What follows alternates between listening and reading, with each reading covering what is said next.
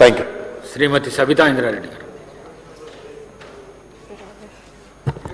ధన్యవాదాలు అధ్యక్ష. అధ్యక్ష, ఈ డబుల్ బెడ్రూమ్ ఇళ్లకు సంబంధించి గతంలో కేసీఆర్ గారు ముఖ్యమంత్రిగా ఉన్నప్పుడు ఈ కార్యక్రమాన్ని తీసుకోవడం జరిగింది అధ్యక్ష. పేదవాడికి సొంత ఇంటి కళ్ళ నిజం చేయాలన్న ఆలోచనతో ఆ రోజు స్థలం ఉన్న దగ్గర కట్టడం ఒకటైతే, ప్రతి నియోజకవర్గానికి కొన్ని అలాట్ చేసి కట్టడం ఒకటైతే, హైదరాబాద్ లాంటి ఏరియాలలో, అర్బన్ ఏరియాలలో ఒక ప్లేస్ అవుట్స్కట్స్లో తీసుకొని కట్టడం అనేది మొదలుపెట్టున్నారు అధ్యక్ష. దాదాపు మంత్రి గారు ఇచ్చిన సమాధానం ప్రకారమే 2,30,000లో మాకున్న సమాచారం ప్రకారం హైదరాబాద్లో 1,00,000 ఇండ్లు కట్టి ఉంటాం అధ్యక్ష. 1,00,000 ఇండ్లు కూడా ఎన్నికల కన్నా ముందు అలాట్ చేస్తున్న సందర్భంలో కంప్లీట్ అయినవన్నీ కూడా అలాట్ చేయడం జరిగింది అధ్యక్ష. అయితే గౌరవ మంత్రి గారు చెప్పినట్టు కొంత చిన్న చిన్న వర్క్లు ఏవైతే మిగిలిపోయినాయో, ఉదాహరణకి లిఫ్ట్ పెట్టున్నారు అధ్యక్ష. అందులో లిఫ్ట్ కనెక్షన్ కానీ, వాటర్ కనెక్షన్ కానీ, కొంచెం డ్రైనేజ్ కనెక్షన్ కానీ, ఇట్లాంటి చిన్న చిన్నవి ఉన్నా కూడా కొన్ని ఏరియాలలో వెళ్ళిపోయారు అధ్యక్ష.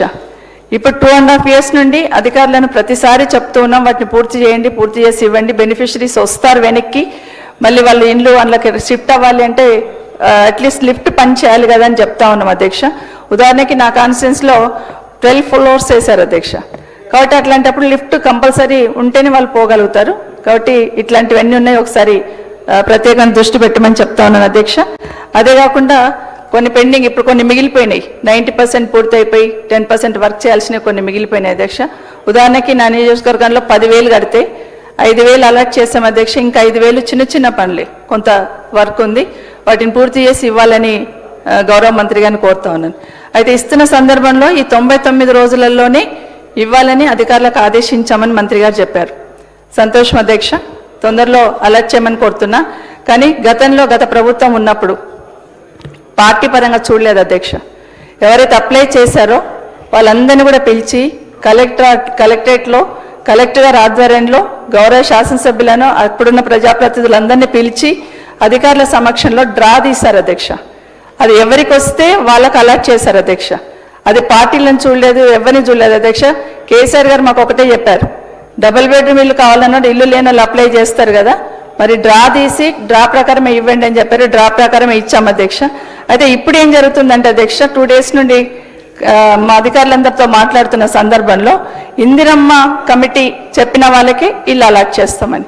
అధ్యక్ష, మా దగ్గర మీకు ఐడియా ఉంది, ఎయిర్పోర్ట్ దగ్గర ఉంటుంది, నేషనల్ హైవేస్కి దగ్గర ఉంటుంది, ఒక్కొక్క ఇల్లు 50 లక్షలని ఉంటుంది అధ్యక్ష.